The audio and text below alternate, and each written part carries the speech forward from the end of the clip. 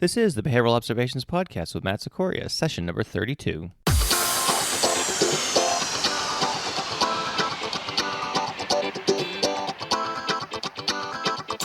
Welcome to the Behavioral Observations Podcast, stimulating talk for today's behavior analysts. Now here's your host, Matt Sikoria.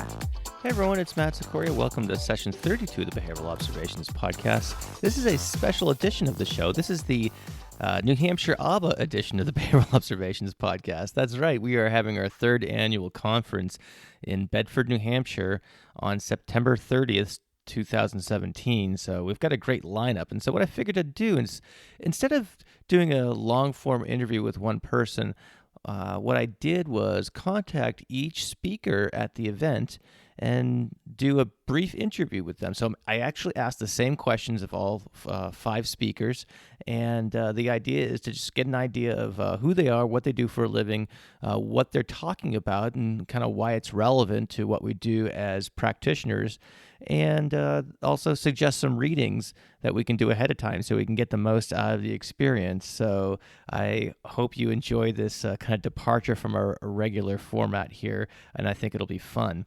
To talk about the conference just for a second, the conference features a wide variety of speakers, and some of them are some names that you'll be familiar with if you're a longtime listener to the show. The keynote address will be given by none other than Greg Hanley, who, as you know, has been on the show a couple of times. Reid will also be speaking on behavioral economics, and Derek certainly was featured in session 17 of the show. We've got Mike Miklos from the Pennsylvania Training and Technical Assistance Network.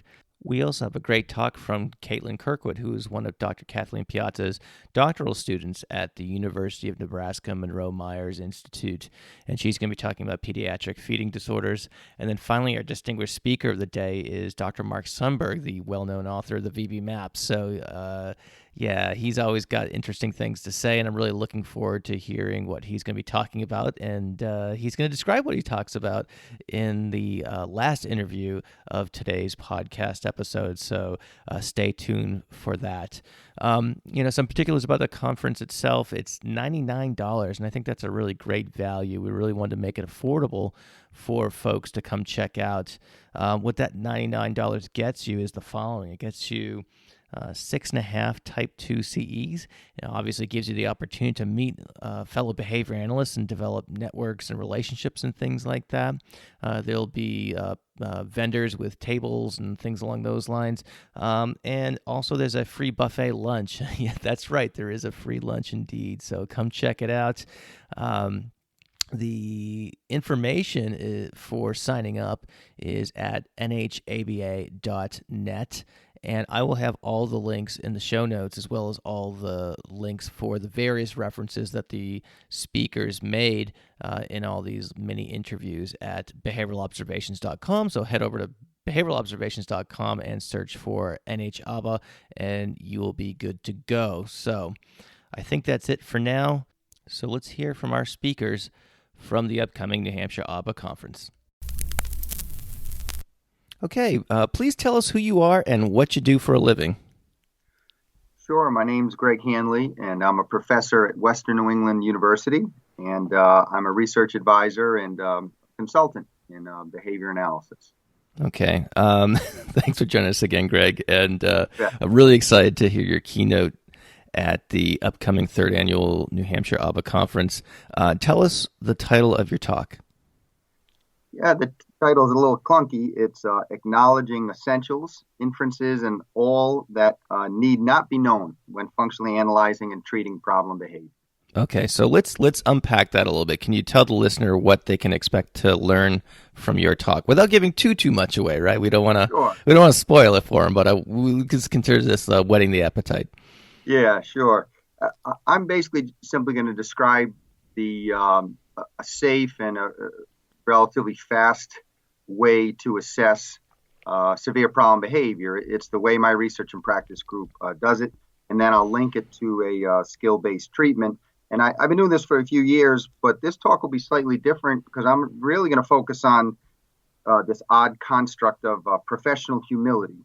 And I I think we need several types of humility to be considered the go-to people when families are experiencing severe problem behavior. And one is this just this commitment to not attempt to change someone's behavior without first understanding it to some extent, obviously through some sort of functional analysis.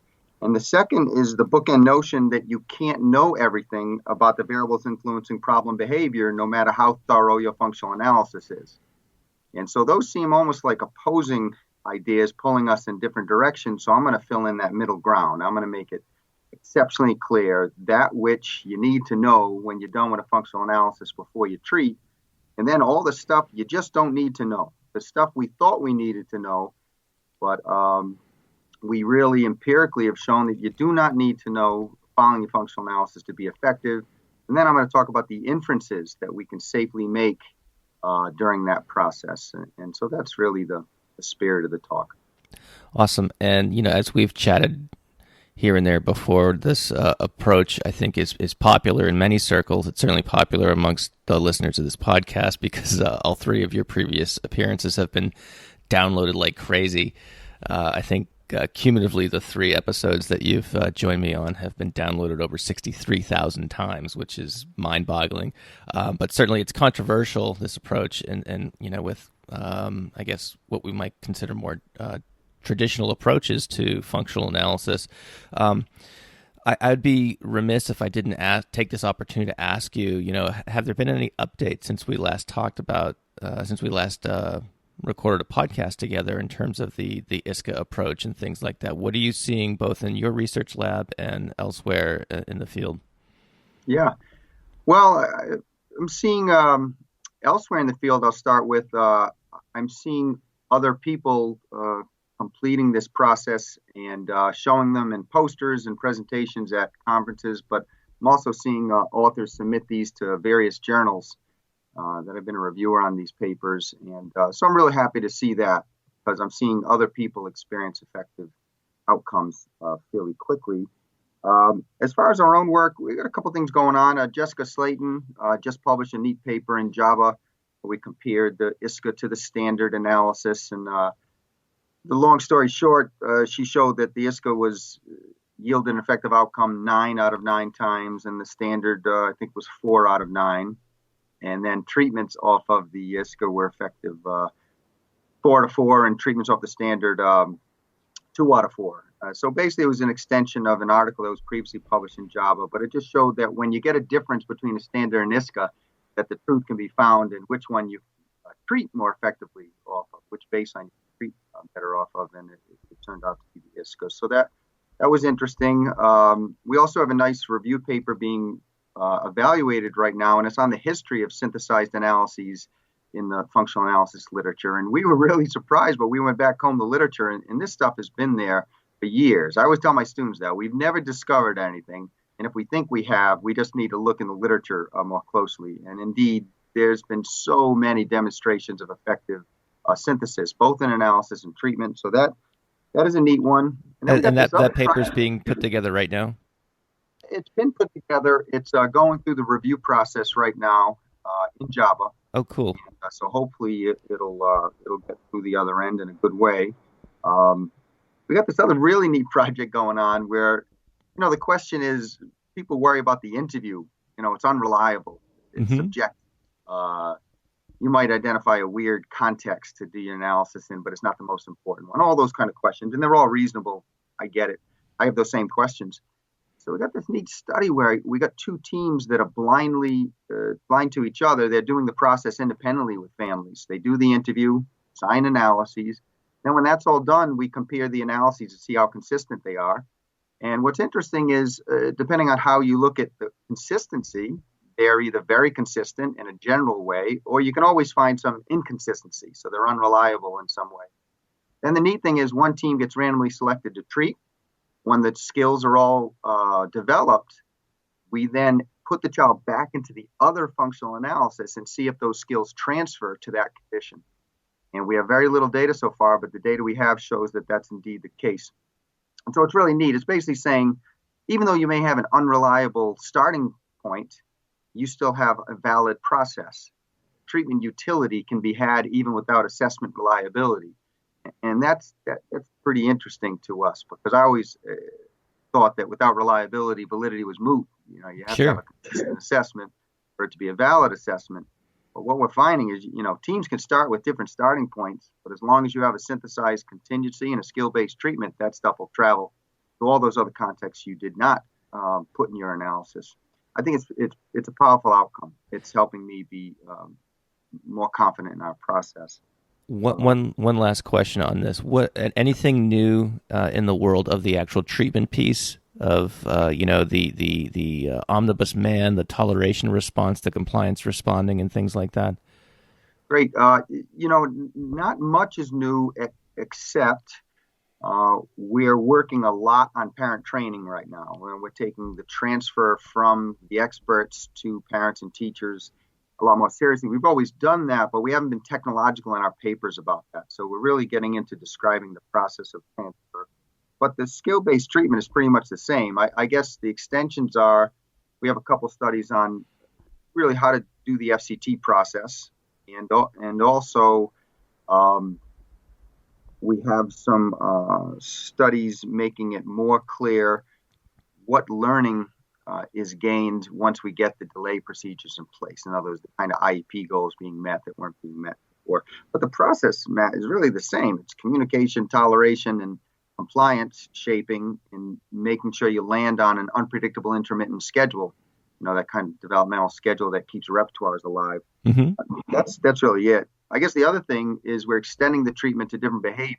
We got some really neat effects of the skill-based treatment with stereotypy.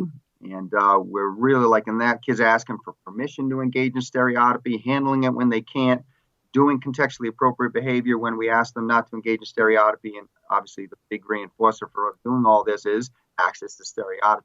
Wow. It's just generating beautiful behavior. I mean, kids that weren't manding terribly well are manding well. They're connected more with their coaches or teachers because we're harnessing the power of their most important reinforcer, and that's the automatic reinforcer social stereotypy.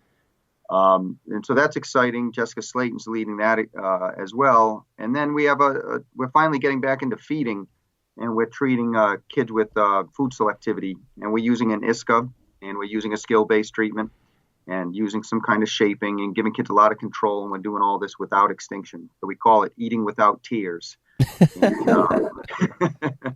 And it's going well. I mean, extinction is useful, I believe, probably necessary in many cases, but there are a lot of cases that we as behavior analysts can help. We can do it without extinction.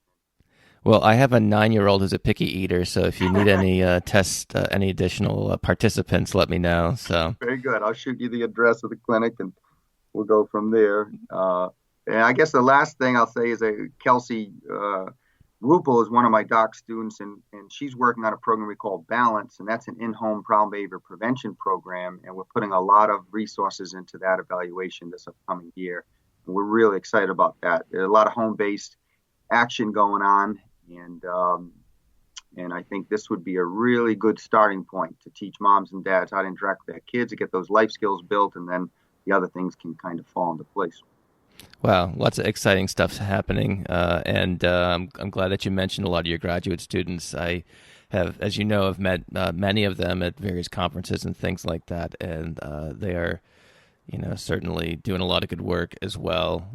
They're fantastic presenters too. I should add.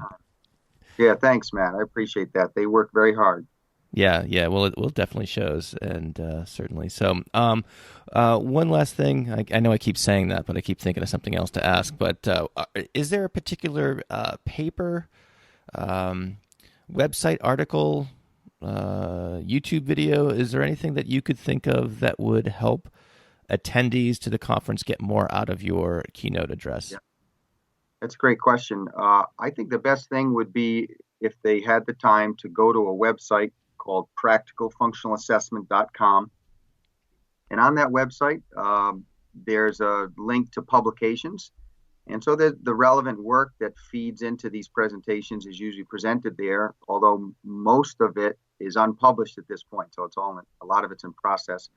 But I would say that Jessica Slayton study from JABA, just published this year in JAVA would really be a good setup, I think, for the talk. I think it would get people thinking in a way that would allow them to interact with the information more effectively. So I guess that would be my tip. Cool. And just for listeners' sake, I will put practicalfunctionalassessment.com and the link to Dr. Slayton's paper in the show notes. So you can go to behavioralobservations.com, look for New Hampshire ABA, and you'll be good to go. So, all right, Greg, I am really excited to hear your talk and looking forward to seeing you again on September 30th in New Hampshire at the third annual conference. So thanks again for taking the time to give us this kind of brief promo.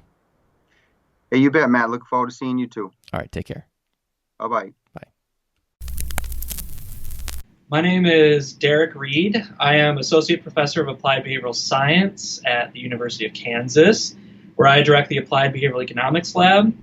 And our lab mission is to address issues of societal concern through behavioral science and economic theory. And so to accomplish that, we do basic, applied, and translational research with college students, members of the community, and also using crowdsourced samples from around the country. Wow, that's quite the compact statement there, Derek. Yes. And for folks who want a deeper dive into Derek's background, he was a previous guest on the Behavioral Observations podcast. I believe it was session 17. So for a primer in behavioral economics and to learn more about Derek, certainly you can go back and listen to that. But our short chat today is about your role as a speaker at the upcoming New Hampshire ABA conference. So why don't you tell us the title of your talk? The title of my talk is The Promise of Applied Behavioral Economics, Examples from Under the Dome. All right. So can you give us the Reader's Digest version, or give us the movie trailer version? You don't want to give all the good stuff away, right? Because we want people to come to the conference. Oh, yeah, gotta come. But that's right. Other than that, tell us what. Give us the the Reader's Digest or the abstract of what you're going to be talking about. Sure. So the Under the Dome piece of the title is a reference to a 2006 Association for Behavior Analysis newsletter by Pat Fryman, an article in that. And in that, he advocated behavior analysis ought to be applied to the average American adults, those under the dome of the normal distribution. Think of that bell curve. Mm-hmm. And doing so, that'll help us achieve mainstream relevance and have a successful future as an applied science, as a practice. And so my presentation is going to highlight the ways that our applied behavioral economics lab seeks to understand issues of everyday importance from a behavioral economic perspective in ways that affect any American for the most part. So looking at things like delay discounting, that's the extent to which rewards are devalued across delays, and that way we could understand decision-making processes related to risky outcomes. And so some of the research we've been up to since the last time we've talked has been related to how people respond to severe weather warnings, like a tornado warning. So we're looking at that from a delay discounting perspective, which is kind of neat. And the other thing that we do is behavioral economic demand. And so that's the extent to which an organism will expend resources, so behave, in order to maintain baseline rates of consumption of some reinforcer. And so in terms of demand, we're going to talk about ways we can identify individuals with substance use disorders, having overvaluation of problematic outcomes like alcohol or cigarettes, as well as ways to look at excise taxation. Things that are in the media right now related to taxation are marijuana in states where that's legalized, as well as ultraviolet indoor tanning. That's a specialty in my lab. And so I'll be sharing some recent data related to marijuana policy as well as indoor tanning in the presentation. That's abstract. Yeah, I think there might be some award for stitching together disparate topics, I guess. If there was such a thing, that I think you would probably earn that.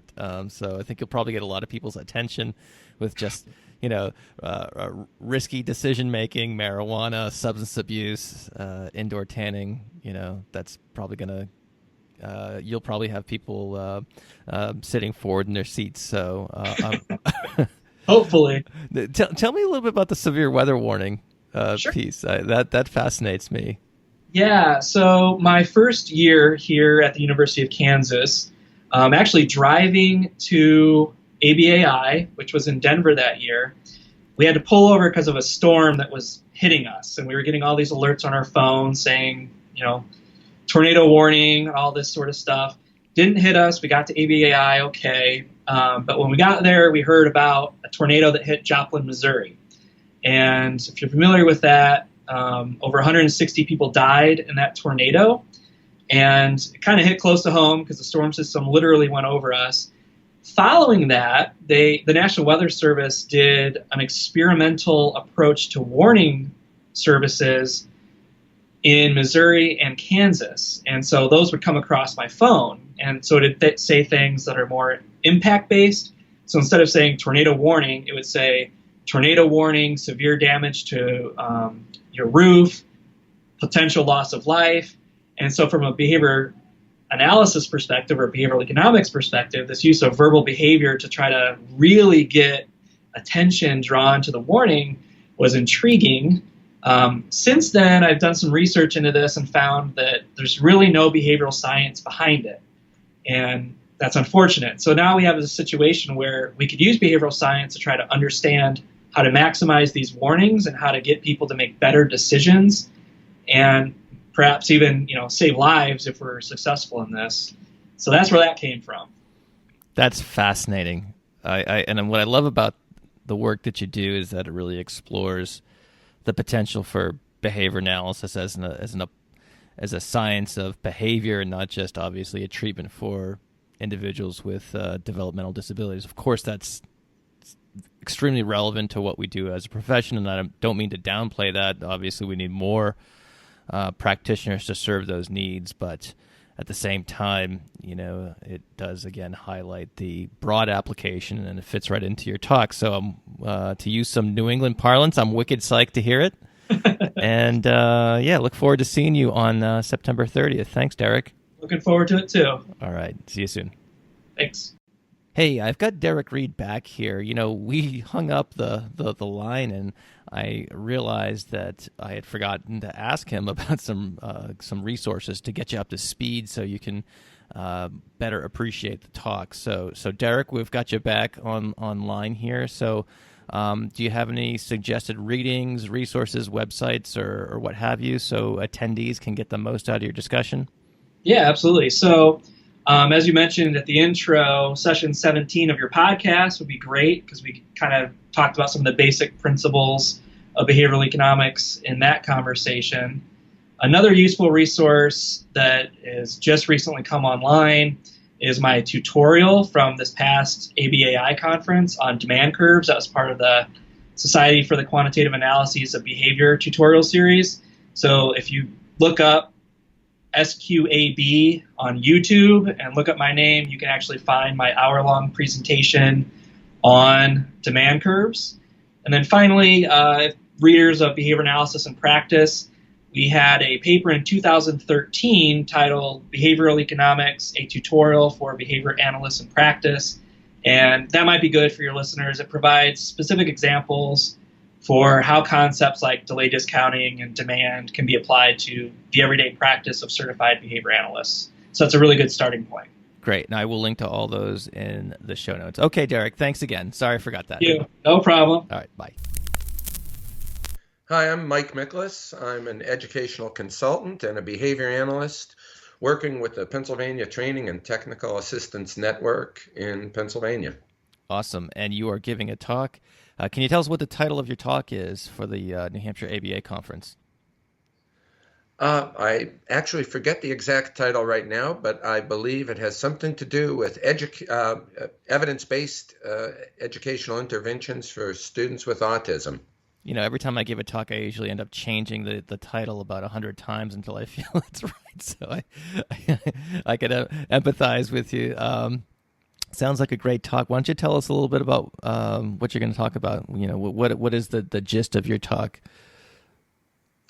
Well, I think it's really important that the field of behavior analysis be involved in the processes of education for individuals who have autism. I think behavior analysis has a huge role to play. And the efforts of my colleagues and myself over the past 15 or so years has been to that end. We have been working in the Pennsylvania public schools under funding through the Pennsylvania Department of Education to provide evidence-based interventions in public schools. Since I work for Patton, our goals within that organization are to train teachers to effectively educate students with autism. Children with autism spend a lot of time in school, and it is critical that their education be guided by effective principles. So that's basically the main gist of what we'll be talking about. There are a lot of what I'll be talking about at the New Hampshire conference. Mm-hmm. I will be going over details in relation to our model for training teachers, both prior to us actually intervening in classrooms, plus a site review process that lists specific measurable outcomes that we're looking to achieve in public education settings, and the process of ensuring that those interventions are monitored effectively. The presentation will also look quite a bit at the idea of how do you address those critical skills related to social communicative functioning. That is one of the main deficits of autism, and since the evidence for effective intervention lies in the field of behavior analysis, we feel strongly that if we're addressing social communicative skills, that is going to require a behavioral approach to language. Hence, kicking in Skinner's analysis of verbal behavior to guide planning is important. Sure. One thing we have focused on, and maybe I'm giving too much information here. No, go ahead. Our focus has been on the idea that we are going to start with making sure that children have a full range of verbal operant repertoire, so they're able to engage in the basic operants of manding, tacting, emitting some intraverbals, and either echoic skills if they are vocal, sign language skills if they are not able to vocalize, or augmentative systems as needed. In that process, we are aware that the basic verbal operants are insufficient to build a full range of communicative behavior. Therefore, we have been working to train teachers not only in succinct, efficient ways of establishing basic verbal operant control, but also to extend those skills so that students are able to respond in conditions where there is multiple control of behavior. So they're much better able to handle those complex verbal interactions that arise in day-to-day life. Wow, it's many of us behavior analysts here in New Hampshire collaborate and consult with public school settings, so I think this is going to be something that we're all going to be paying pretty close attention to, so I'm looking forward to hearing your talk. But while we're on the call here, do you want to tell us just a little bit about Patton in general? I know I know right now you're really busy preparing for the National Autism Conference, which will probably have already occurred by the time this episode airs. But I know a lot of people are going to it and are excited to go, and I've heard really great things about it, but also just the organization in general. Feel free to kind of give us an idea of, your organization and things like that. Well, Patton provides a lot of support to the public schools in Pennsylvania. Patton's really dedicated to improving effective education across schools. The component of Patton that I'm involved with is the Autism Initiative. As such, the Autism Initiative has been a growing endeavor. We started off serving 12 classes, and we're now in over 500 classes across the Commonwealth. Wow. What's really fascinating is that we have not recruited sites to participate, All of the sites that are involved in Patton's efforts have contacted us to reach out to us to receive support to the point where we are at our capacity based on funding support to continue to grow. The seams are bursting with interest. We provide on-site consultation. We are in schools. We provide a range of trainings that are competency-based and include processes such as choral responding, guided notes, fluency checks for various skills that are necessary to provide teaching. So the type of services we are currently structured to provide really are based strongly in behavior analysis. We have a website that includes a wide range of videos that were set up to manualize some of our basic processes. Those videos can be accessed by going to patton.net. I think when you discuss the National Autism Conference, it is a really important thing to bring up. I'm not sure how many people are aware of it. It's one of the largest educational conferences dedicated to improving school-based services for students with autism in the nation. We typically have about 1,500 people. The sessions have a strong behavioral approach to most of them. Over the years, we have had the wonderful opportunity to bring in speakers who are at a world-class level. Dr. Jack Michael attended our conference every year until the past couple of years and has been a major influence on the structure of that conference. Dr. Sundberg, who will be presenting at the conference in New Hampshire, has been a regular, and both Patton's efforts in the schools and the National Autism Conference, we owe a great debt to both Dr. Sundberg and Dr. Vince Carbone, who is also a regular at the conference. Both of them have contributed to these processes tremendously. This year's conference includes speakers such as Francesca Deli Espinosa. David Palmer is a regular at the conference. He will be there. We will have Tim Vollmer, Charles Catania. The list goes on, and to any of the presenters who I may have missed in my list, I apologize for that. There are just a tremendous number of presenters. The conference goes on for 4 days.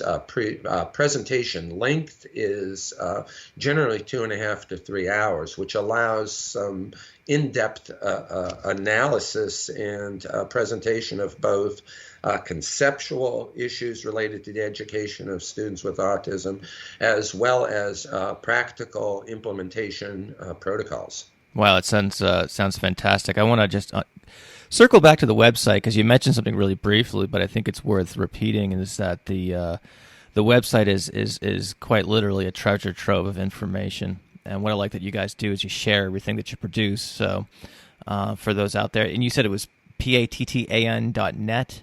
Is that that's correct? Yeah, and we'll have that linked up in the show notes to this episode certainly.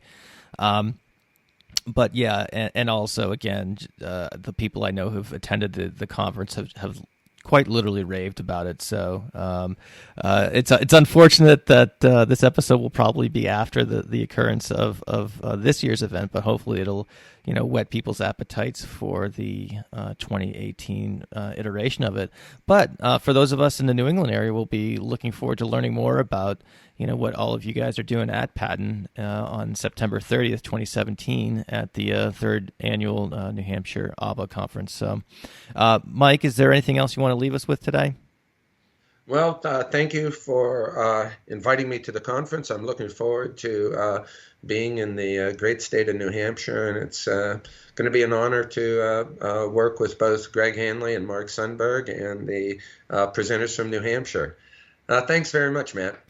Mike, thanks a lot, and I look forward to meeting you in person in September. Excellent. All right, take care. Bye. You too. Bye-bye. My name is Caitlin Kirkwood, and I am a current PhD student at the University of Nebraska Medical Center's Monroe-Meyer Institute. So I work in the Pediatric Feeding Disorders program under the supervision of Dr. Kathleen Piazza, and I also work very closely with Dr. Catherine Peterson as well. Very cool. And where are you in your doctoral program? Are you close to being done? Can you is it so close you can taste it, or is that light that's temporarily disabled at the end of the tunnel? I am in my third year, so I'm in my final year of the program, and I'm about to do all my defenses for my comps, and then do my dissertation as well, so defending that as well. Wow. Yeah. Okay. Busy year. So we'll keep our fingers crossed. crossed. It's going to be really busy. So, thank you. Despite being so busy, you've made time to come out and speak at the third annual New Hampshire ABA conference. So we're really excited for you to come out and talk about an issue that I don't think a lot of us know too much about. So why don't you go ahead and tell us what the title of your talk is? All right. Yeah. So the title of my talk is going to be a comparison of a modified sequential oral sensory approach to an applied behavior analytic approach in the treatment of food selectivity in children and autism spectrum disorders. So it's an extension of Dr. Kate Peterson's original study that she's doing. I think that one of the biggest challenges that we see in the treatment of pediatric feeding disorders is that children with autism spectrum disorders present differently from some of the typical children that we see. They have a lot of those repetitive restrictive interests. And what we're seeing in our clinic more recently is this resistance to change and how it's just presenting in a different way within the mealtime context. So we're really excited to get that line of research started up while we're, finishing up some of our comparison studies as well. So are you comparing like a standard care protocol that's out there that exists, I'm guessing, but exists outside of a behavior analytic treatment framework with something that is more in line with the way in which we are trained and how we intervene more generally? Yeah, that's pretty much it. I think that the sequential oral sensory approach is an approach that's commonly used by OTs and speech and language pathologists, but it's very limited in its empirical support. There are only a couple of documents that are out there, and none of them have gone through a peer review process, which, within the behavior analytic community, we value so greatly. So the original study was done by Dr. Peterson, Dr. Piazza, and Dr. Volkert, and it compared a modified version of that sequential oral sensory approach to our behavior analytic approach, which, as we know, actually has the most empirical support in the treatment of food selectivity. Mm-hmm. So just a little bit of additional information about it. We randomly assigned 3 kids to each of the approaches, and then we just compare the results of the treatment in a multiple baseline design across healthy, novel target foods for the kids. The results of the first study indicated that the consumption increased for children who were assigned to the ABA approach, but not for children who were assigned to this alternative sequential oral sensory approach. And then we put those kids through ABA, and we saw really great treatment gains for those kids. We saw an increase in consumption and a decrease in inappropriate mealtime behavior. I see. And do you have any sense of how this new treatment has been received by, the so-called traditional approaches or the traditional practitioners of this sequential oral sensory approach? Yeah, it hasn't been received with open arms, to say the least. We did our best to make sure that we were sticking to the kind of prescribed treatment of SOS as we could, but it was extremely challenging because SOS doesn't have systems of measurement in it. There was no way to determine how children were progressing. And we were actually, Dr. Peterson and Dr. Piazza were actually in touch with the original creator of the SOS approach. Dr. Peterson attended a workshop, but they've been in touch, constant communication, asking if they wanted to be involved in the study and getting lots of additional layers of support. But when the study came out in 2016, it did receive some. Go ahead. Yeah. You could. It was. We ran into some challenges with the way that it was perceived. I see. Gosh, there's so many directions I want to go with this, but I'm trying to be nice. Let's see. So were some of these studies, were they published in JABA, or were they published in outlets where, again, I'm using air quotes here, but not that it helps on a podcast, but, was it published in an outlet or a journal that was more widely read by practitioners of all types? Yeah, so I think that, again, that's one of the challenges. We had in the original authors, because I actually wasn't even here for that original publication, they had a hard time finding where it was published. There was an unpublished doctoral dissertation, for example, but most of the support for SOS actually comes from kind of the parents and how they're posting and saying how SOS helped their kid, and now the SOS approach was a good option for their kid, and now they're grateful that they came across it and whatnot. But we found it was really challenging, and it still is challenging, to find published articles on the SOS approach that are that include systems of measurement. Yeah, I mean, it sounds like from what you're describing, it kind of violates all the dimensions of applied behavior analysis in one fell swoop. But Baron Wolf would be like rolling over in their grave right now. Yeah, it'd be interesting, and once you kind of have your, I'm assuming you want to publish your research at some point or another, and to publish that in an area outside of JABA, to reach a broader audience, or at least to get some of that dialogue unstuck, if you will. But yes, yeah, and I think maybe I misspoke. There is one peer-reviewed database study that's published in a peer-reviewed journal, one unpublished doctoral dissertation, and then an article. The rest are kind of in newsletters or their parents posting on the website. So sure. But it's those articles are just really challenging to read and interpret, and they were really challenging to replicate. A lot of it, if Dr. Peterson hadn't gone to the SOS workshop herself and had that training, I think it would have been even more challenging for us to replicate those procedures. Sure.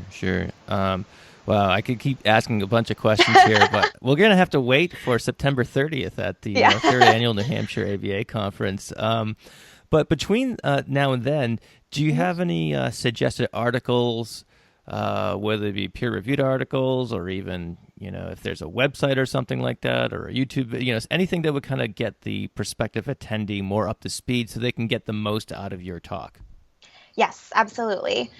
So I would direct the attendees to two main comparison studies. The first one is a comparison of sensory, integrative, and behavioral therapies as treatment for pediatric feeding disorders. That was done by Addison and colleagues in 2014. And then Dr. Peterson's original study was also published in 2016, and both of those are in the JABA journal, the Journal for Applied Behavior Analysis. But I would also direct the attendees to the SOS Approach website to learn a little bit about what the other disciplines are doing to treat pediatric feeding disorders, because it has such a wide following, and it's a very popular alternative to ABA treatment. It's used, very, very widely.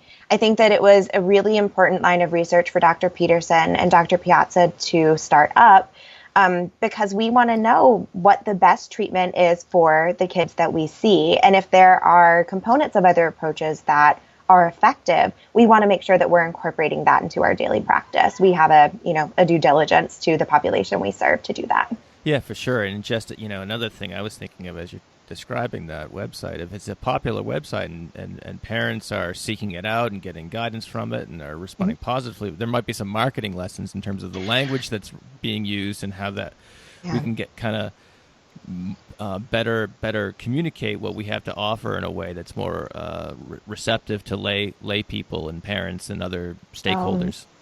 Absolutely. And that has actually been one of the things we've been discussing at our research meetings, allowing the child to organize and integrate their sensory systems and giving the child the opportunity to engage with the food and play with the food and to become comfortable with the food. That's much more parent-friendly language than we're going to implement escape extinction. Yeah, escape extinction is always a hard sell, isn't it? Such a scary, yeah. They're not going to like it, and we're not going to let them leave. No. They're going to cry. It's going to get worse before it gets better. Yeah. You'll love it. Great. Well, again, I'm fascinated by this mainly because it's an area I'm not really up to speed on. I can't wait to learn more about it, and look forward to meeting you in person in September. So thanks so much for hopping on Skype today to give us this little trailer, if you will, of your talk. So.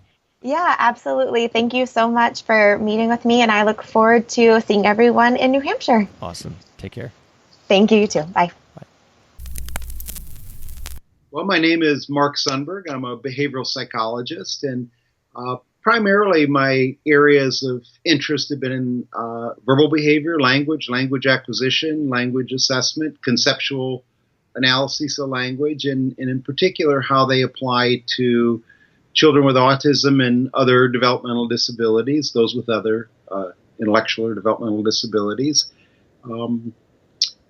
Work in schools, clinics, do training, teaching, and research and writing in the area pretty much of language and language development. And of course, listeners will know that you're being super humble because you are also the author of this little-known assessment, something called the VB something or something.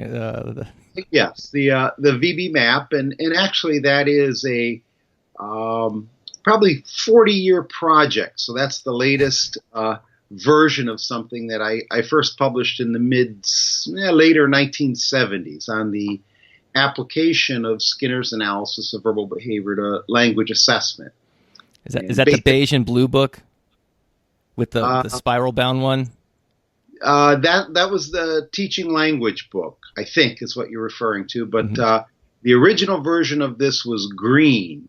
Okay. And it was published as in the Western Michigan University Behavioral Monograph series in I think 1979, and then it just morphed, and eventually in the 90s we put it out as the ABLES assessment tool, and then the VB map is the latest version, and who knows what the future will bring. So it's an overnight success that took 40 years to create. Yes, indeed. Very cool. I would love to ask you a gazillion more questions about the VB map and the ABLES and things like that. We'll have to save that for an episode down the road where I have you just by yourself. And I'm sure the listeners would get a lot out of that too. But for the purposes of today's discussion, we're talking about your upcoming appearance at the New Hampshire Association for Behavioral Analysis at our conference coming up on September 30th. So can I ask you what the title of your talk is, Mark? Sure. The title is Teaching Conversational Skills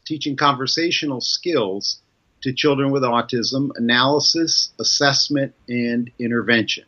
Okay. And so can you kind of pique our interest or whet our appetites and let us know a little bit about what you're going to talk about? Of course, you want to withhold the good stuff for the attendees, but if you can give us, the overall gist of the talk, that would be awesome. Certainly.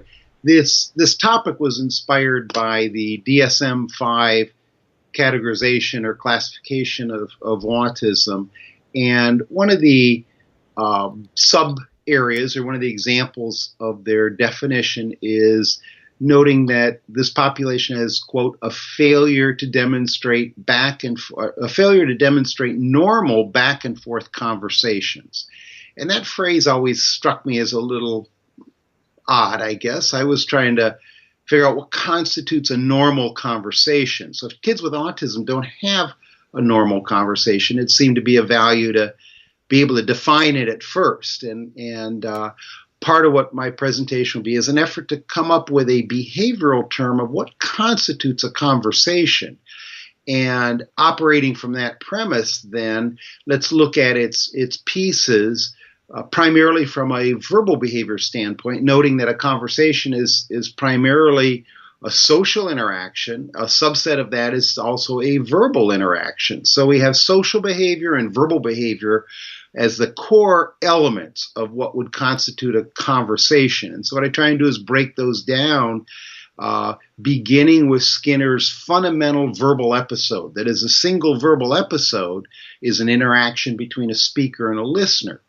And so part of my beginnings is to say, let's start with a conversation as a single exchange, and then let's build from there. Obviously, conversations end up with multiple exchanges, speaker-listener roles. Turns out a conversation probably involves 30, 40, 50 different repertoires that all come together in a variety of very complex ways. All conversations are multiply controlled. There rarely is, there never is a single source of control. When we're looking at conversations, there's always an audience variable. There's motivating operations that are affecting an individual's verbal stimuli, nonverbal stimuli, contextual variables, sleep deprivation, all kinds of other current contextual setting variables, and so on. As well as an individual swapping roles between being a speaker and a listener. The end result is a conversation is a highly complex behavioral interaction.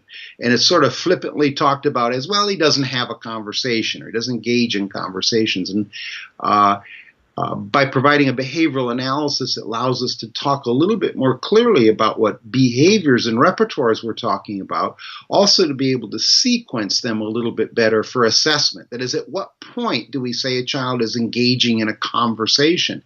And I'll suggest the point begins at a single verbal exchange. That is, as simple as a man to a listener. While it's not much of what we would call a conversation, it is a verbal episode. It's a verbal interaction. Taking it then to an exchange and reciprocal interaction and so on requires a number of variables all operating appropriately at the right time. And so my analysis part is to break a conversation down behaviorally so we know what we're talking about. Then to be able to look at assessment and say, what pieces does an individual have to have? That is, at what point are you interested in, or are we interested in pursuing this as an IEP goal? And just kind of looking at the VB map, if you got a child that's in level 1, early responder, maybe a half a dozen MANs and TACs and so on, formal conversation training is not a priority at this time.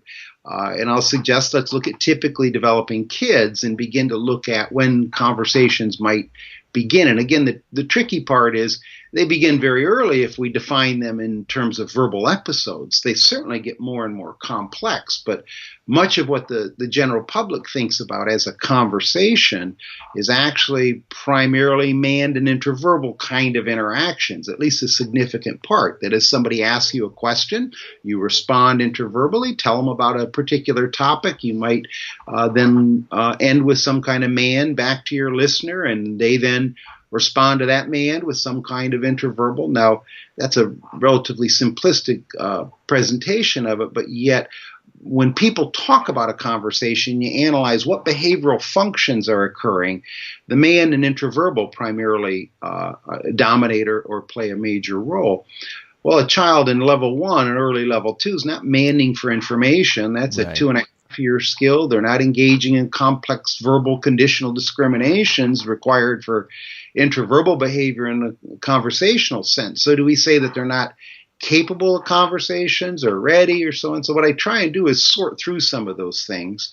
And by not talking about it in traditional conversation vernacular and putting it back into behavioral vernacular, I think it lays a pretty clear path for assessment as well as then on into intervention. That is, in terms of what we do to teach conversational skills, a lot of it goes back to the verbal operants. But yet conversation, again, as I had mentioned, like many verbal exchanges, involves a host of other variables. Again, if we said it's a social behavior, well, we're looking at a collection of nonverbal repertoires as well. That is proximity, eye contact, your dress, your hygiene, all are variables that participate in a conversation. Will people talk to you or not?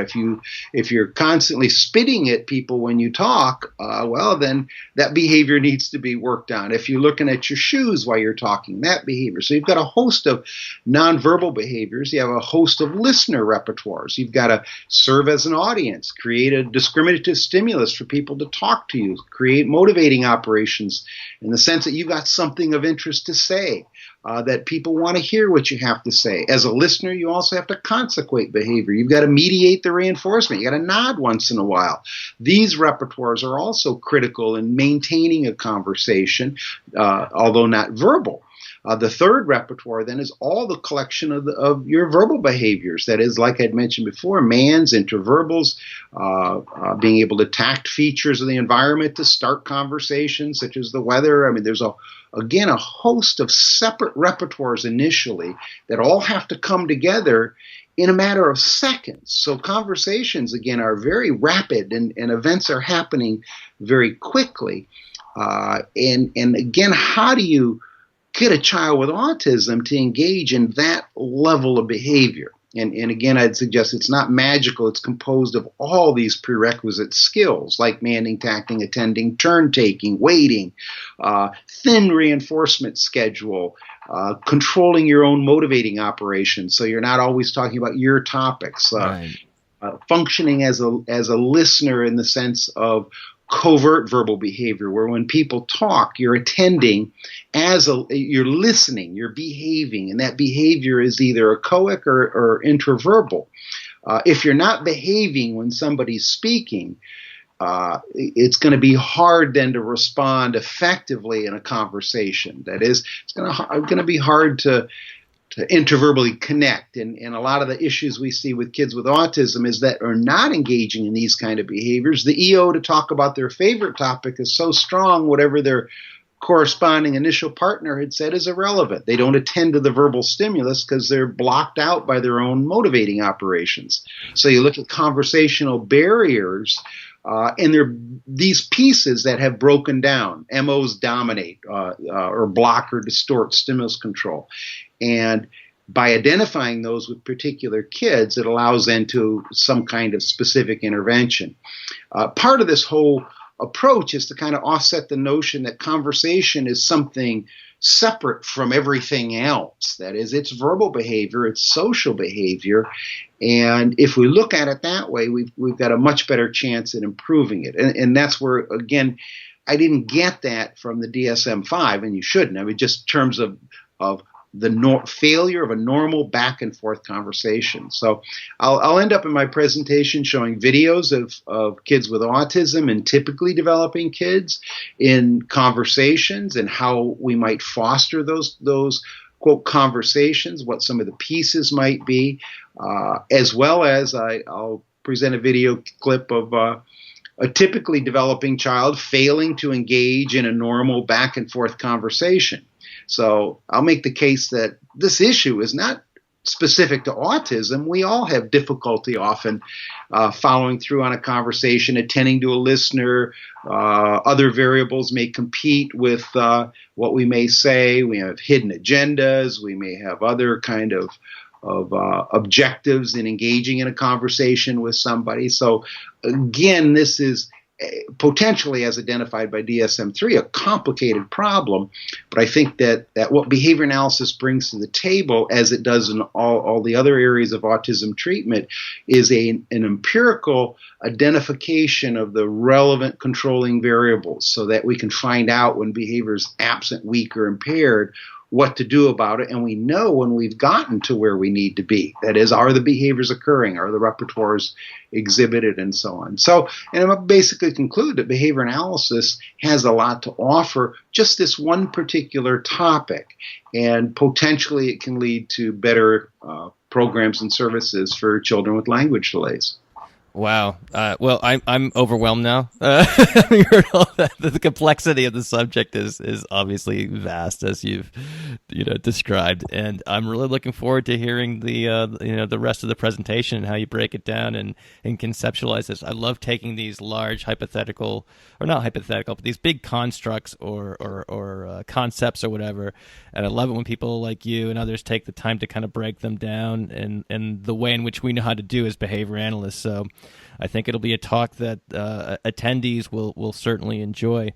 Mark, before I let you go here, are there any articles, websites, YouTube video, anything that would help get the attendee further along this path of thinking about the topic that you're going to present on, so they can basically get the most out of that experience?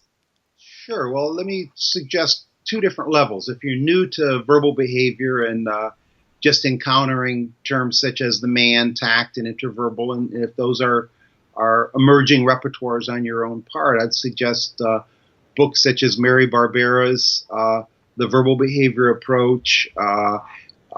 Mary Jane Weiss has a book called Jumpstarting Communication, which is an intro to verbal behavior. We have our teaching language book, Teaching Language to Children with Autism or Other Developmental Disabilities.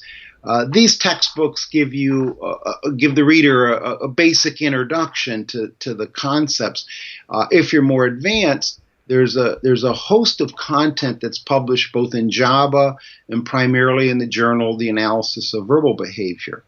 And in that journal, just as an example, the last issue in 2016, there was a special section on just the interverbal. And there's approximately 10 papers published in that set of material, and including one by Dave Palmer in terms of the distinction between interverbal control and the interverbal operant. I've got a paper in there also on verbal stimulus control. And so if we look at acquiring the details of how verbal stimulus control is different than nonverbal stimulus control, a critical distinction in verbal behavior, that content may be of value. If you look at other sources of control, the motivating operation is a major variable in conversation.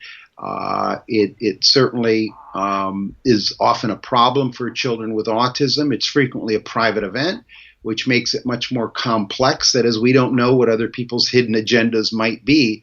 Nonetheless, they're relevant variables that need to be accounted for often or participate. Certainly all of Jack Michael's 40-year collection of work on the establishing operation and motivating operations can be of value. In 2013, I wrote a paper that's published in the Verbal Behavior Journal called 30 Points About Motivation from Skinner's book, Verbal Behavior. And in that paper, what I do is go through the book Verbal Behavior, and I make the observation that in no other of Skinner's writings does he provide more detail on how the motivating operation works. That is, he talks about motivating operations in terms of deprivation, satiation, and aversive stimulation, and it appears in every chapter of the book Verbal Behavior. There are multiple analyses, examples throughout the book. So what I did was I picked 30 significant points and gave quotes to where Skinner talked about them, an analysis, interpretation of those points, and potential research topics. So if somebody's interested in more detail on the motivating operations, that content, as well as Jack Michael's core content on that area can be helpful.